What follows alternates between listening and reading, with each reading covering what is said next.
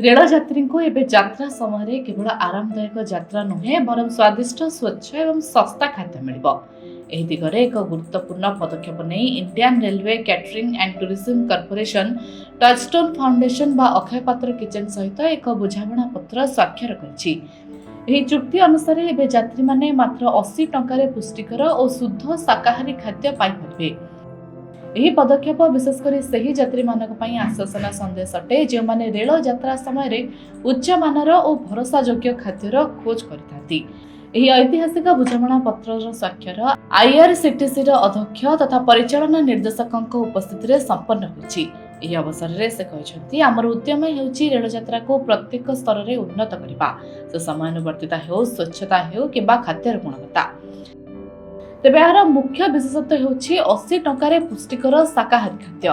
ଏହି ପଦକ୍ଷେପ କେବଳ ଏକ ଖାଦ୍ୟ ଯୋଜନା ନୁହେଁ ବରଂ ଯାତ୍ରୀମାନଙ୍କ ସ୍ୱାସ୍ଥ୍ୟ, ସନ୍ତୁଳିତ ଖାଦ୍ୟ ଏବଂ ଯାତ୍ରା ଅନୁଭବକୁ ଉନ୍ନତ କରିବା।